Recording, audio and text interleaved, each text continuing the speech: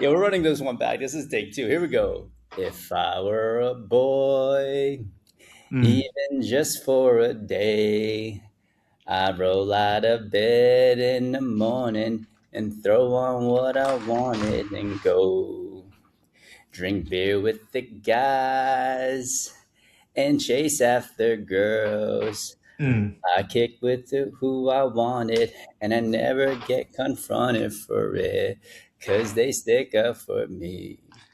If Oh, I if I were a were a boy. boy, I think I could understand Mm. how it feels to love a girl. I Yeah. swear I'd be a better man. Mm. I listen to her, 'cause I Cause I know how know how it hurts. when you lose the one you wanted, 'cause he's taking you for granted, and everything you had got destroyed. Yo, Mm. Yo, look at those she's bars, man. she's fucking one of one, Vocals on man. that bad boy. She is one of one. Oh man, we had to do a take two because I was reading the wrong lyrics. I was like, wait, I knew there was something there. Shout outs Yeah, to AZ's guys, like lyrics we for we usually being rip it off the reliable. cuff, but we make mistakes all the time too, and it's totally fine. I just got back into Beyonce mix. Christy and I were just in Cap Cana in Dominican Republic. Just an amazing trip. But bro, I have a hard time just like enjoying things because immediately Yeah. after the first night, I started thinking about like, yo, what's the average like household income with like where we're at? Yep. And bro, the average salary for a person in DR is about 380 a month. So they make roughly about like 5,000 US in a year. In a year. Holy Immediately, shit. yeah, we just started tipping fat. Like anyone that was like really doing a great job and super polite, helping us a ton, we started tipping. And I think it gave, every single night afterwards, Christy and I just watching documentaries on the history of the Dominican Republic. Yeah.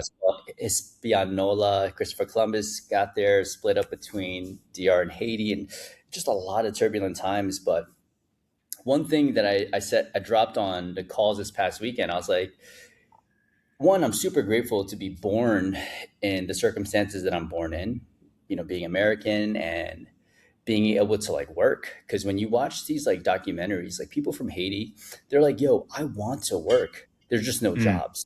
80% of Port-au-Prince, one of the major cities in Haiti, is literally run by gangs. And there's just so much poverty. And I look at these people, I'm like, these people legitimately have an amazing work ethic and they want They're opportunities. There just hungry, man. Yeah. isn't any.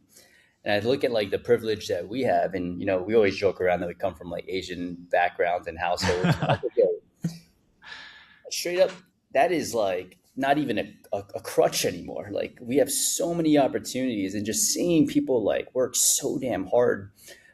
Anyone in the hotel industry in Dominican Republic works 11 days on, 3 days off. 11 days on, 12-hour shifts. Damn. Because the goal is like if you're there for like 5 or 6 nights, they want to see a continuity of the servers so that you can remember their names and provide a better service. That makes sense. I was just like, man, like I've one coming back from the trip, haven't been more proud to be like, an American because yes, there's a lot of shit wrong with our country, but man, Yeah. our problems are way less than some of the problems you see elsewhere. And then two, just like an immense gratitude for like where we're at.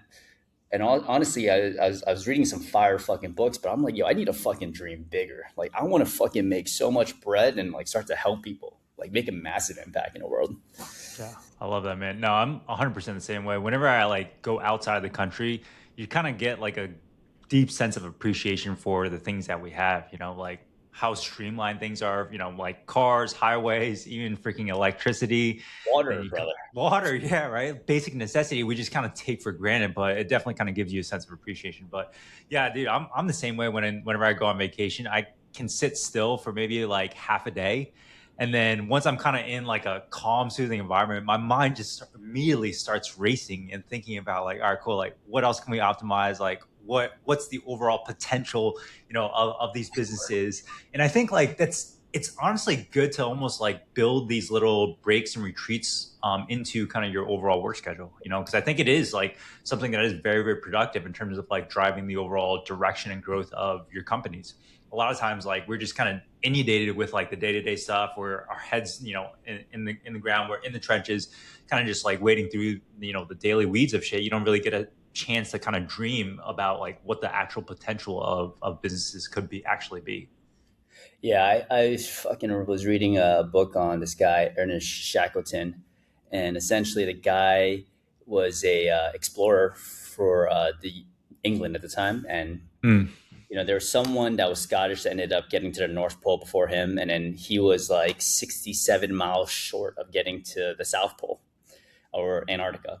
And essentially, what happened was he basically went to the king, was like, "Yo, we only got one more fucking shot at this, man. And the only thing that we can do to still have like face as a nation and respect is to go to Antarctica and then also sail cross Atlantic, Mm. transatlantic, and then come back. No one else has ever done it." Anyways, this motherfucker does not end up doing it. He ends up doing some other crazy shit. He goes through certain like something called Drake's Passage, where you're not even allowed to be there, right? Like has like the U.S. Navy is like, this is the hardest waters to sail through. Yeah. The waves get up to like 30 to 40 feet. He sailed through it with like a Jesus. 22-foot sailboat. He sailed Yeah. through for a couple of days. Anyways, What a beast. the guy became a fucking legend, even though he never set out to do the things that he wanted to do. And I just realized, I was like, yo, and I was reading a Matthew McConaughey book. He's like, if you fucking shoot for an A, you're gonna get a B. If you shoot for a fucking C, you're gonna get a D. So if you're gonna shoot for something, you might as well fucking shoot for an A and land on a fucking B. And if you get the A, you get the fucking A. But I was like, man, here's this dude that didn't even get what he originally set out to do, but now he's known as one of the greatest explorers in the world just because of that like adventure that he had.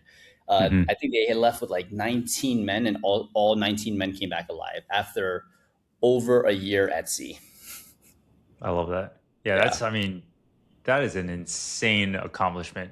yeah. I've kind of slowly started getting a little bit into surfing as of last year. And even I have like before I had no conception of like how high these waves are. And even just getting out there with like 4 or 5 foot waves, like it's pretty terrifying. And so like, man, you said 20, 30 foot waves to go through all that is like insane. They broke night 3 nights in a row because three people were scooping water out, three people are actually like sailing the fucking boat, and they're just Hmm. doing some gangster shit. And they're just like, but there was one part where they lived on ice for 6 months because they were Sheesh. literally living on a floating piece of ice. And I was like, yo, what the fuck are we complaining about? I just Yeah. gotta improve conversions.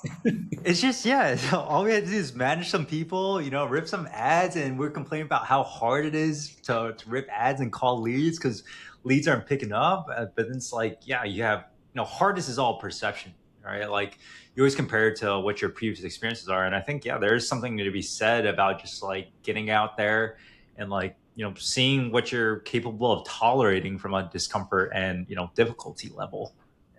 It was we have two new PTs that started, and Oh, probably yeah. two more that we're going to be bringing on by Q4. And while we're away, I think we booked like 30 evals. But it was Hold on, hold like, on. What'd you say? What'd you say? You guys booked evals while you weren't in the clinic? nope.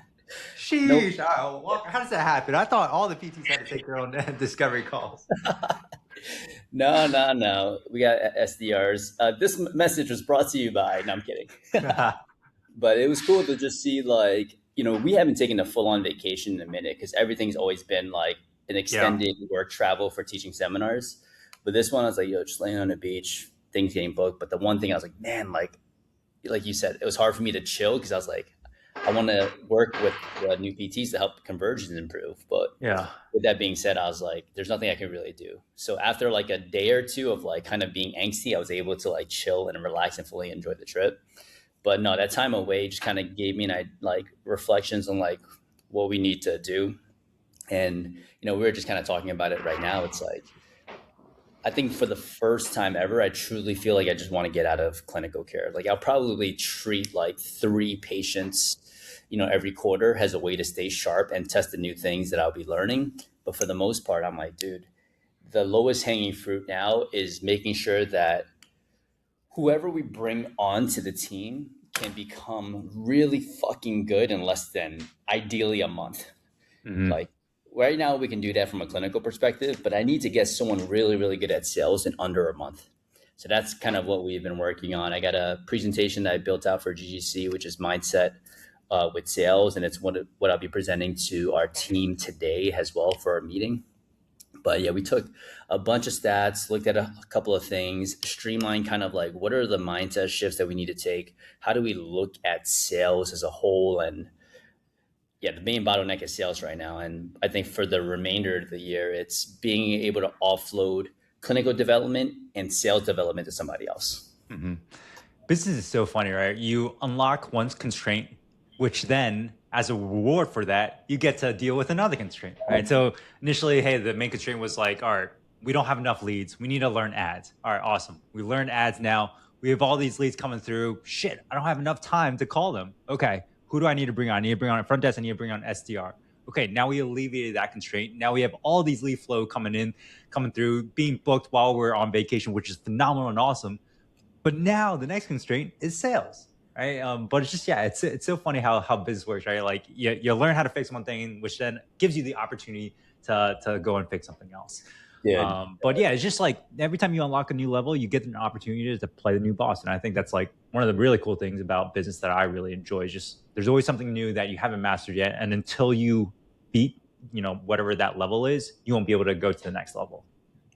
Yeah. And to me, it's like I went from reading Ted Turner's biography, which I think is fucking unbelievable. The guy's like a self-made billionaire.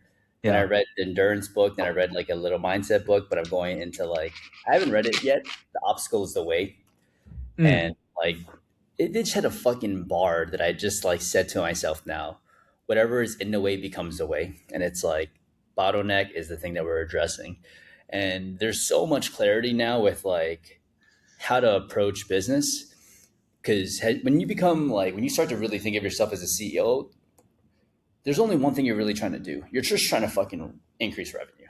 So what's Yeah. going to increase revenue right now? If we bring more leads in, is that going to help? Definitely, but we're also paying a lot more because the conversions are lower with our newer staff members. So what are we going to do? Like we can keep paying ads and it'll still work. Like you could still pump volume and still work. We're still net positive on our ads. But to make this more efficient, it's going to be addressing the sales system so that someone can get better really, really quickly so that we can, run that back. And then eventually what's the next bottleneck going to be? I don't know yet, but this is the current one that we're working on. It's like sales has to be so, so streamlined with our team that someone joins within a month, they get really good clinically, and they feel really confident with sales. Yeah, I love that. Dude, it's so funny because I think a lot of times PTs coming into our program, they're like, hey, I only want help with ads, right? Like my sales is dialed in. I'm like, well, the reason why your sales is dialed in is because all you've ever been selling is word of mouth, right? They always feel like, hey, I just need this one thing. But lo and behold, like, with us being a couple levels ahead of them, we're able to kind of look back and see, hey, no, it's not just ads that you need. You need a whole, system that revolves around it, right? Like marketing and sales is pretty much one system that talks to each other. And so you have to have everything kind of streamlined instead of just like, all right, we'll teach you how to run ads and get people in. And Dude, you're good at sales, but is your team? Can you help your team? yep. And that's been like, with the people that have been on our team for a while, like they're great, like they're converting at a very high level. But the people that are new to the team, it's like, how can I bridge that gap? So, if we have growing pains that are 6 months, how can we shrink that to 3 months, then two Yeah. months, then 1 month? How Because right can you now improve the overall efficiency and time frame of it? it's about 3 months currently. But yo, what's on the wrist? Is that a new watch? It's a new watch, bro.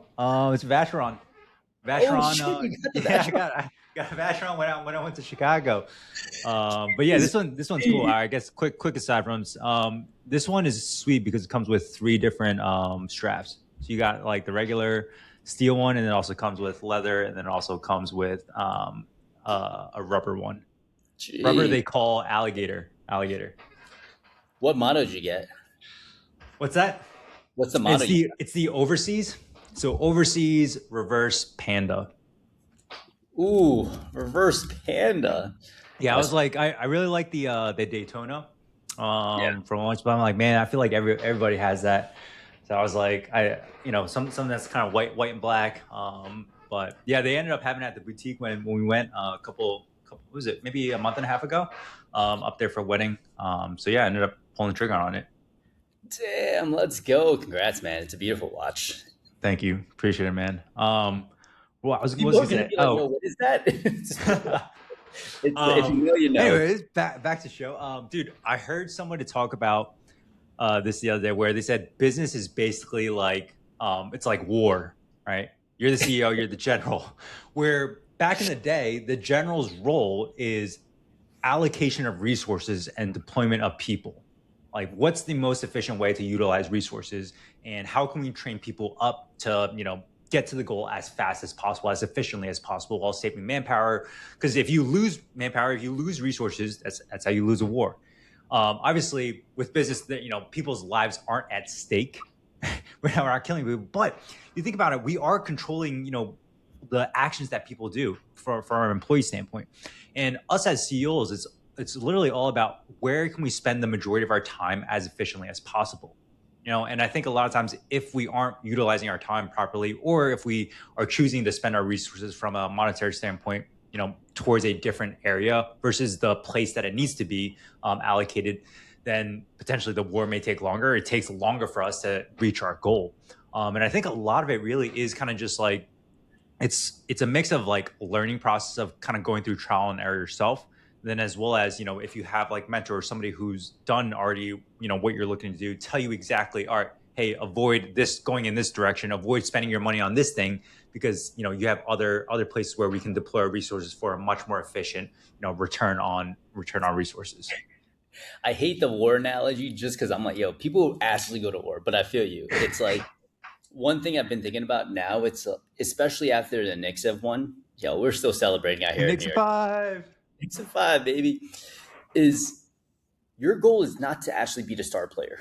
Your goal is to literally be a coach, right? And you got to recruit these A-star players. Yeah, like you can't try to be the best in everything. At some point, someone on your team is going to be better than you at sales, at clinical side. Like it's okay.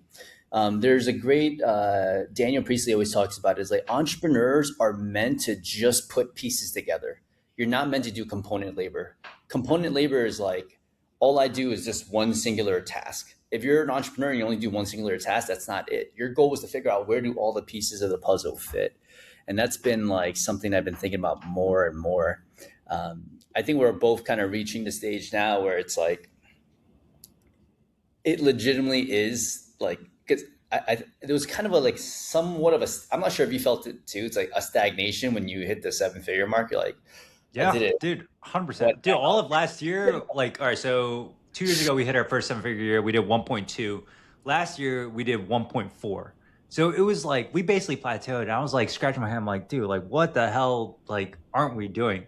And I mean, if you guys really want to know, like, the main thing that we did for this year, we basically just spent more in ads. That's literally it.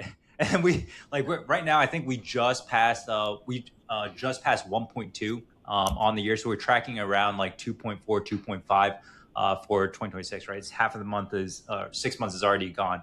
But that was literally just like the main thing that we unlocked, was just like spent more in ads. But when we ended up spending more in ads, we realized, hey, we had way more lead flow than what our SDRs could handle. So we needed to hire on SDRs, build out kind of like a full on team for that. But yeah, it's like it sucks to be plateaued. While Andy was on vacay last week, I was over in Vegas at an acquisition.com workshop with Hormozi. It was their first like marketing workshop. I went to their other workshop about 2 years ago, the scaling workshop. So this one was just focused on marketing. But one of the quotes that they talked about there, I was like, it just like got seared in my brain. It was like the reason why business owners end up burning out and closing and shutting down is because they work on the wrong thing the wrong way at the right time. And they gave a couple of analogies of, one with Google and Yahoo, one with Netflix and Blockbuster. The companies that ended up going out of business, they had like multiple head years start on some of these like newer companies. but ultimately they ended up like doubling down on the wrong thing at the right time. Whereas like Netflix and Google, they ended up like doubling down on the right thing, and it just ended up like compounding exponentially. But yeah, it's like a lot of times, like if you guys are plateaued, right? Like it's only a matter of time before somebody catches up and continues to like scale past you. And again, not necessarily saying this as like a fear mongering way, but it's really the reality of business. Right? Like there's always somebody coming up. There's always people innovating, and so you might be in a very comfortable situation. Where maybe you are doing like 7 figures a year, or maybe you have a lifestyle business and you're comfy. But then like comfort is where all businesses go to fucking die, right? Because you're not innovating, you're doing exactly the same thing. And so I don't know. I just always feel this like sense of like urgency and agency whenever like, hey, we have a couple months where we haven't like we've kind of stagnated and haven't really done anything differently. I always come back and I'm like, all right, like we have to do something differently. Usually I'm pretty patient in terms of letting things play out. Right? Usually about like 3 or 4 months kind of allows you to get some really good data to be able to figure out, all right, like what are the main things we need to kind of pull next. But then from there, you guys should always be looking to innovate every couple of years. Because like, dude, like me and Andy, we're both 33. We're going to be 33 at the end of this year. Day. For some Yeah. people, that's like, young. For other people, it's like, it's old. And I always kind of think like, shit, like how many more years left do I have in terms of like, leaving a legacy or like leaving an impact on this world. And so a lot of that is really kind of what fuels me to be able to, figure out what can we do as much as possible in the short amount of time frame that we have left from an energy as well as a timing standpoint. I think about that a lot. Like what you said, it's like, how can I keep making this more and more sustainable for me? Right?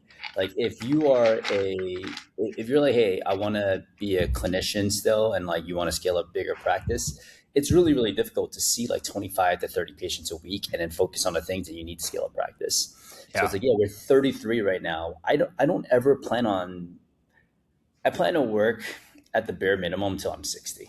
Like, Mm-hmm. no matter, like, to some degree, I need to do something.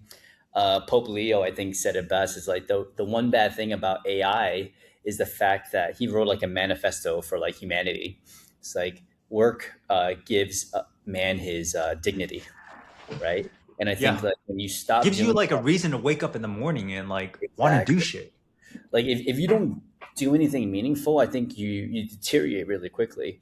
But to Peter's point is like innovation. Like, what does that even look like? Because the only cash based practice that I know that's like crushing it, they are no longer bootstrapped. They have a lot of investments kind of coming to them, or they've taken on private investments. So for us, it's like, all right, like how do we take this next step? I feel like I was in limbo a bit the beginning of this year because I was like, man, I kind of hit the goal that I wanted to hit. At the beginning of the year. You know what I mean? Like it's Shit, like we got raised the bar hard. so Dream that's why, bigger. yeah. And there's a great, and I started. I'm loving all of these business biographies, man, because Yeah. Ted Turner was like, yeah, my dad gave me the best advice ever. He's like, hit a look. He's like, I hit every single goal that I've wanted. And what I'm telling you right now, son, is that I want you to set a goal so high that there's no way that you'd be able to hit it in this lifetime, and then go chase it. Because that way you'll never, like, you'll always have something to reach for.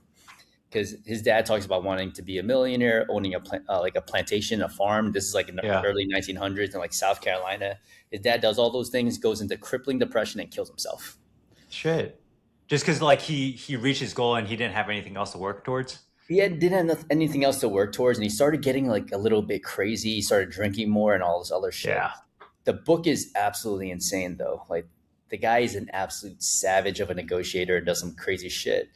But it made me realize I was like, man, like I have been stagnant. Like I've been working on a lot of other things, but I would say for like the first 4 months of the year, it was just doing a lot of shit, but not the thing that like needs to move the needle forward. And I constantly reminded of like, man, I'm probably going to be hiring someone that's like, I've got someone always for like the mindset perspective, but I Yeah. just need to hire someone that's just like strictly a business perspective. Yeah. Like how do we actually grow this dang thing? Because Dude, I don't it's not know. like it's not like we haven't invested in the business side of things. We Yeah. just invested in learning the actual skills of something. But I want to invest in like someone that has operated a business that's in the 10, 50, 100 million mark and be able to look at it and be like, this is what you need to get done by next month.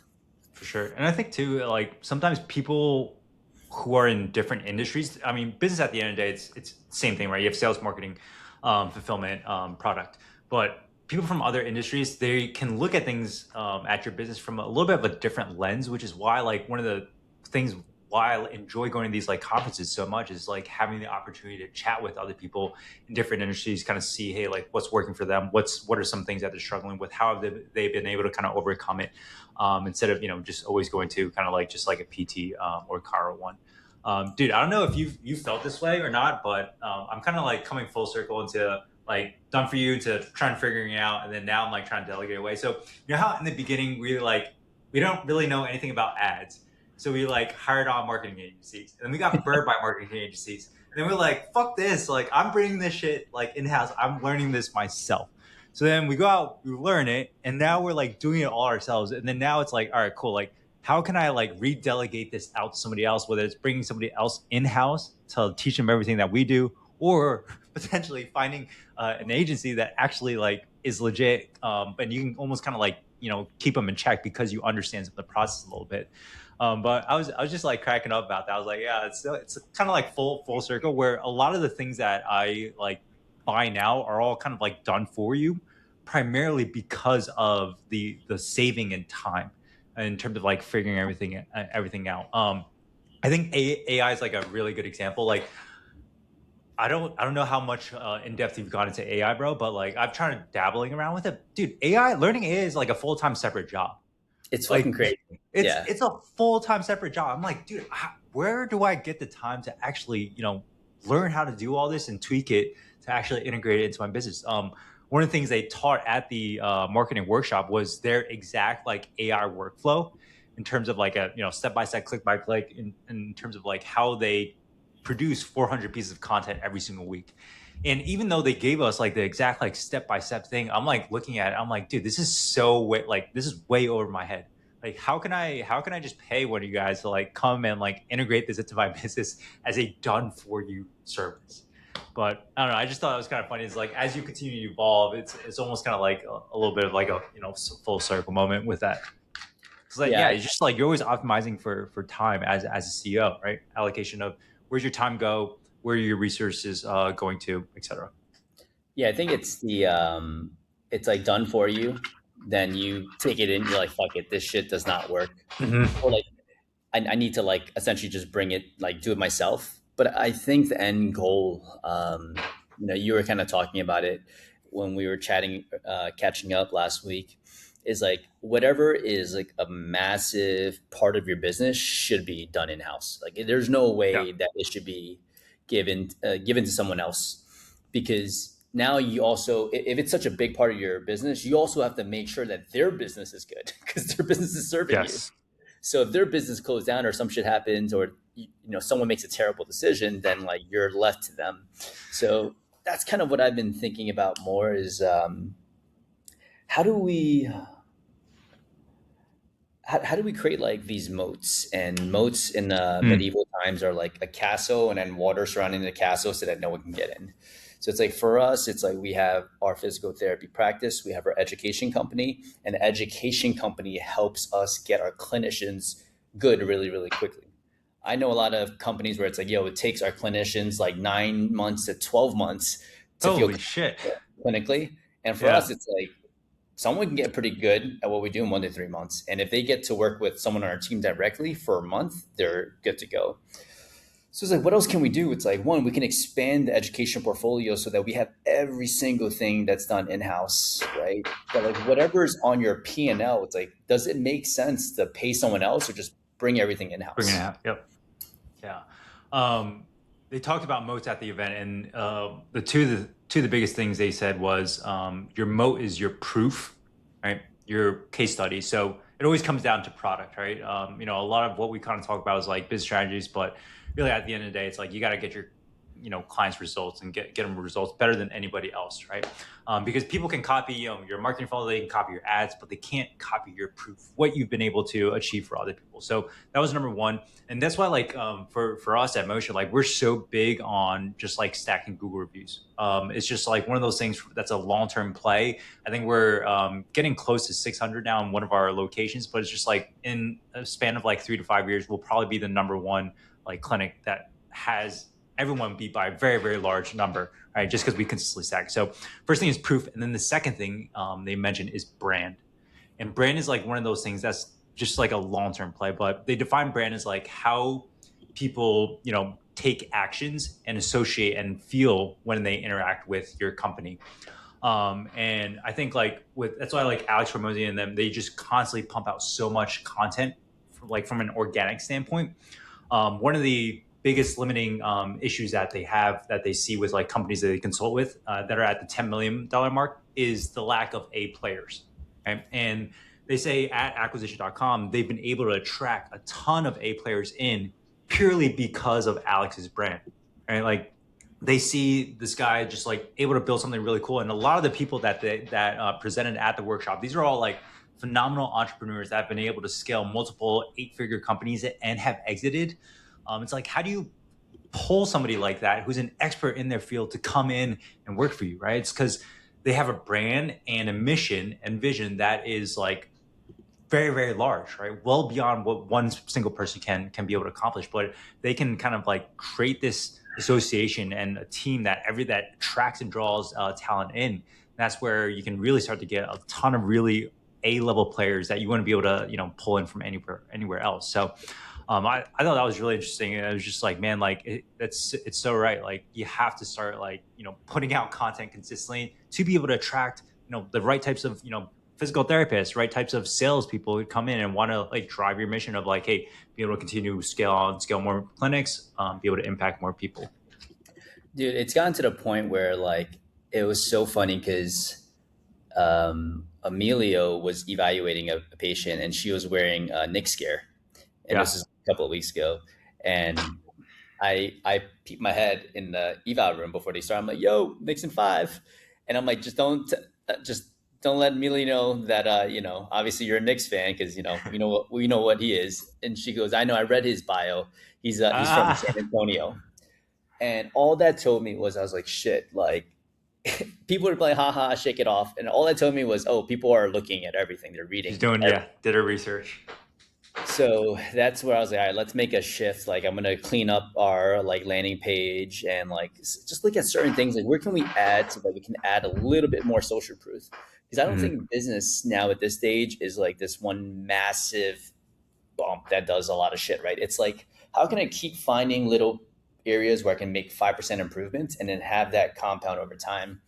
But I was looking at our Go Getters page last night, about to just close our laptop, and I was like, yo, this shit is so whack. So I went back into Go Getters, our Yeah. homepage, and just revamped everything, cleaned up our message, and like, what do people actually get? So, because I was like, yo, we're spending so much on ads, and so many people are joining our group now, and I'm like, we have so many lit testimonials that are not Hmm. being displayed on our like homepage. Yeah. So I'm gonna be updating that more and more with just like social proof. But I was cracking up because I was like, yo, how do we grow this community with this? I know we have 100 people now in our group, It's which is awesome. crazy. Actually, yeah, you guys have to let us know. Did you, if you guys are listening, if you guys have actually gone onto our actual website, or if you've just kind of popped onto the landing page, and our like our ads, our form, because I feel like a lot of kind of what I push people towards is really just kind of like the landing page, which is hosted directly on GHL instead of the actual website No, in and of but itself. what I'm saying is like even before that, it was like I think people will go to the landing page Hmm. with the booking calendar, but I think people will naturally also look up Go Getters coaching. So I was Yeah, just the like, actual website we need to for make this sure. website look way sharper. Yeah. Um, Talking about brand real quick, and I think Andy's a really good example of like somebody who's built brand and have had people like want to work with Moment because of brand, right? Like, so Andy, dude, like you've been posting for what consistently on Instagram now, like 7, 8 years, Yeah, 7, 8 years seven, eight consistently. years, and he's just like constantly putting shit out there, like a lot of really good value, a lot of goodwill in the community. Education company, right? Like, and then, dude, your last was it your last PT or one of your last people that you brought on? They moved from New York, or was it the West Coast, right? Yeah. LA, yeah. So you have somebody who's willing to move across the country to be a part of Andy's mission and vision at Moment to go to grow this thing. Like, I think when I heard that, I was like, dude, like that is the power of brand, to be able to influence somebody enough to be able to move across the country, uproot themselves, everything they know, to move to New York. Because yeah, like a lot of the bottlenecks that we're currently facing right now at Motion is really the fact of, hey, like just being able to bring on PTs, and we can run a lot of the ads and everything like that, but ultimately it's a mix of both organic and ads as well too. But brand, that's what drives everything, man. That's the motherfucking moat. I I've updated a lot of shit since the vacation because I just had some time to think, and like Yeah. there's like I every single day I would say I've 80% of days I will go through my personal manifesto, which is a bunch of I am statements. I go through gratitude, meditate, mantras, and then I read. I try to do this every single day, and if I Mm. can do that, and I drink fucking a gallon of water. That's like part of the daily routine. But when we talk about like brand and stuff like that, it's changed throughout the years. Like before, like when I first started, I was just somebody that wanted to express or like demonstrate some of the things I was learning in school. Mhm. And then when I was a clinician, I wanted to show the results and the cool things that I was able to do. And now as like an educator and a business owner, I'm like trying to be more of an aspirational figure of like someone that people want to become. But this whole time I was just thinking like, how do we play bigger? How do we like the person that I wanted to become, the things that I wanted to do, like how do we start to do shit like that now? And it's like it's less about like, hey, I'm hitting this in revenue. It's more so like, hey, I'm hitting this in revenue, which means that this is a proxy measure of a bigger North Star. That we're providing better jobs for physical therapists and we're changing an industry. So one of the I am statements, I actually fucking changed.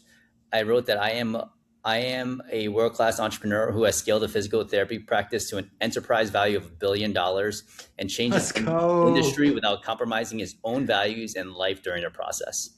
And you might be like, "Holy shit!" Like that's something to say, but it is.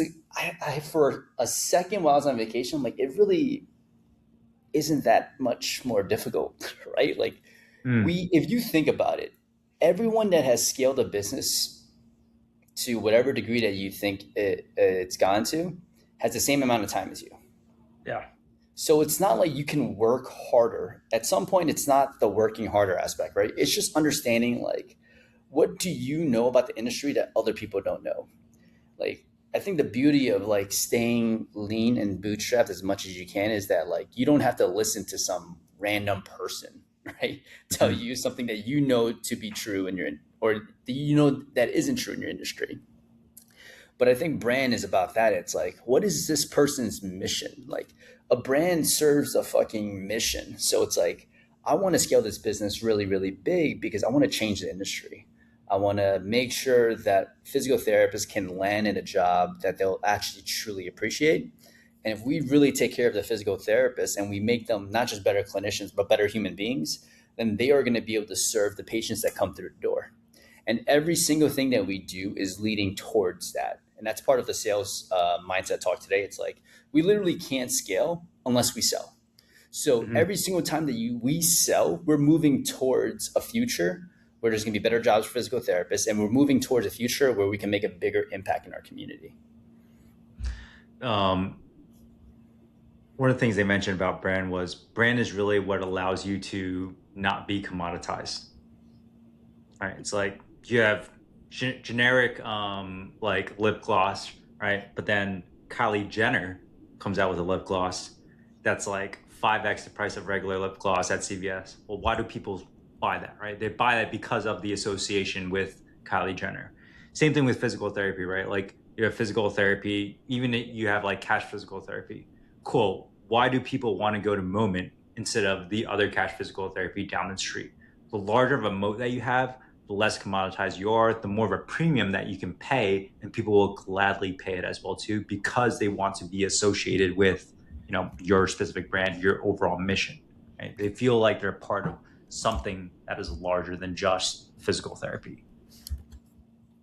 The one thing that's like we're doing more of is like where are these like opportunities for branding? Like for us, one thing that we're talking about is our six frame assessment. So six frame assessment is going to be differential diagnosis, mobility deficit, rudimentary capacity deficit, strength deficit, coordination deficit, and then graded exposure deficit.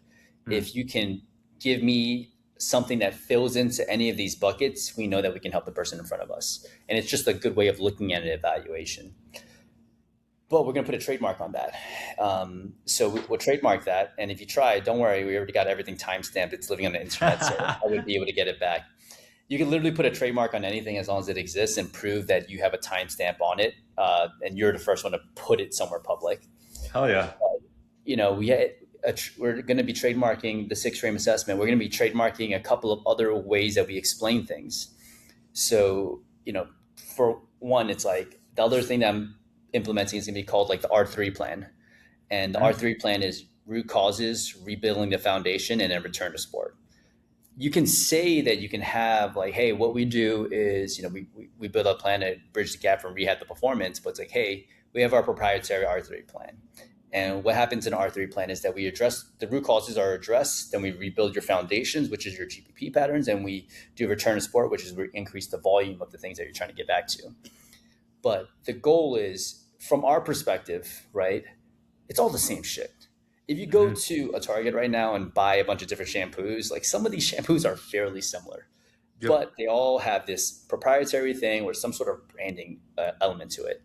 And a branding element is what really speaks to the other person on the other side of the conversation. It's no longer just a generic physical therapy plan. It's our R3 plan. It's no longer just a physical therapy assessment. It's a six frame assessment. I know that I'm going to get six different things analyzed that I would never have seen elsewhere. Sure. Plus, it sounds a lot more appealing too. Right? It Yeah, man, I was like, yeah, I'll buy sounds that shit. special. Yeah, it's like, ooh, like what's R3? Oh shit. Tell me more. What is R3? And just yeah, just a regular, PT eval. So no, dude, I think that's great. Trademarking shit, especially as you continue to grow. I mean, shit. I had one of our clients actually over at GGC. They had a other online business, and man, like somebody else that was newer ended up coming after them. They ended up not trademarking their name, and they were a much larger company, and now there was a whole big lawsuit over the actual name in and of itself. So if you got something special, like definitely trademark it. Get that shit on lock. Yeah, when you think about like branding, right? And I think Daniel Priestley said this best. It's less about putting a spotlight on yourself, and it's more about putting a spotlight on a problem within the Mm. industry. All of the biggest brands are putting a spotlight on something else, right? Like if we look at Nike, it's not about Nike the brand; it's about making constantly innovating so that athletes can perform at a very high level. Mm. When we look at like even ourselves as cash-based physical therapists, like a lot of what we do is pointing a spotlight that like this is what the healthcare system looks like and this is how we can improve our circumstances. So when you're thinking about a brand, it's like what is something that is worthy of spotlighting? For us, 200 to 800 billion dollars is spent every single year on unnecessary healthcare expenses. 75% of adults are physically inactive. 80% of people are dying every single year because of physical inactivity. And look at us. We have a fucking massive opportunity because when people experience musculoskeletal issues, only about 10% of them will see a physical therapist. So Mm. it's like, how do we change this? Because if they don't see a physical therapist, they're most likely being overtreated and over medicalized. And then the burden becomes higher and higher and higher. So it's like, yeah, we're probably going to have some crazy audacious mission, right? Where we like save a million lives or you know, we expand so much in the US that we actually increase the health span in the US. Like that's a mission that I want to be a part of. So it's like thinking about what is the thing that you want to chip away at, then let's fucking do it. Dude, y'all just got like a 50K worth of value in lesson on branding. And I say that because one of the person that I met this past week, he owns a marketing agency specifically for branding for small, medium-sized businesses, and to work with them on branding, helping them create their USP. What is that? What is that shit? What does that stand for again? Unique selling proposition. Yeah, your unique selling proposition, right? What's that like? Branding. What's that R3 thing that Andy was talking about? How do they? Anyways, yeah, they charge 50K for businesses to help them, out with branding and their USP. So y'all just got a shit ton of gems on it. So y'all better be leaving us some 5-star reviews on Spotify. Shit. Yo, hold up. We were close before we were at 60. Let's Let's go. go. Let's Let's go. go. Oh Oh, yeah. man. Thank you guys. We appreciate it. The one thing that I do want to leave you guys with is like, when you like, and it's something that I'm definitely going to be leaning into more is like, it's the essence of the shit that you're doing, right? And when we think about like the essence of like the things that you're doing, like, I think all of a sudden you find another drive and more motivation. Mm-hmm. Yes, you could play like basketball, but like, why do you play basketball? Yes, you could build a business, but like, why are you building a business? And it sounds so weird because like we've all probably read like Start with Why with Simon Sinek, but it's like, what is the reasoning for this? You talk to like entrepreneurs that are like just so incredibly motivated. Some people will call that person corny, like, yeah, that guy really thinks he's going to do that cornball. But there's also going to be other people that are just captivated by it. Like, I don't even Mm-hmm. care if this guy hits that goal. He's clearly trying to do the damn thing. And I think that's what I'm trying to lean into more is like, we're fucking doing it. So we might as well do it to the best of our abilities. And if everything was possible, if I could say I'm going to set this goal and it was going to happen, what would I want to do? I would want to increase health span in the United States, right? I want to make sure that when people retire, they don't only have like 5 years of good health before become disabled, right? I want people to live a longer life and a better life. And like, those are the things that we can influence. So yeah, let's put something crazy on. Let's say 1 million people, right? We impact 1 million people. And that's not even that much. Not. That's one city. That's 1/10 of New York. In the United States, there's 350 million people. Shit. Yeah. So that's 0.2% of the Mm-hmm. population. And Yeah. that's it. I think, I mean, a lot of physical therapists, myself included, I think we have big limiting mindset beliefs in terms of like what is actually possible. And I've had to like reshape a lot of my beliefs over the years as we can slink them. Like at the very beginning, dude, all I wanted was just to not work in home health and just work inside a CrossFit gym. And then the goal was like, all right, cool. Like all I want to do is be able to have my own space.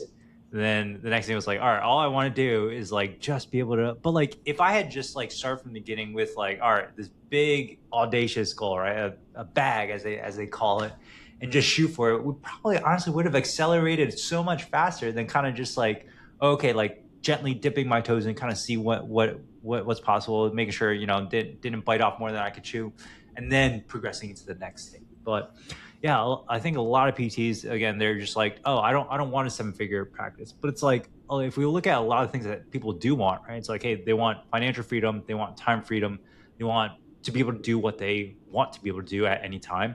They want to be able to work with people.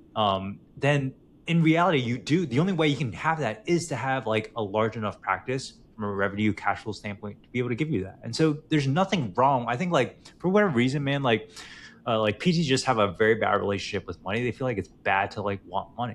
But it's like if you look at all the things you want, right? Financial freedom for your family, generational wealth, time freedom. It ultimately all ties down to profit and money. And so there's nothing wrong with that. And the sooner you can kind of wrap your mindset around that, then hopefully the better relationship that you have with your business, with your money, with everything else. And all the things that you talk about why you want to start a business, right? It's like, hey, I want financial freedom and stuff for my family. I want this.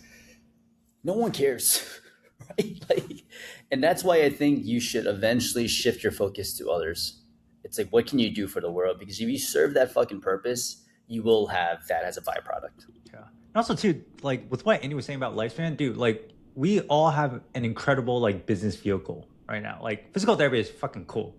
Like a lot of these business owners that I was talking to at the event, Someone was like in ecom, one was like drop shipping. I was like, yo, it's like this shit sounds boring as hell, you know?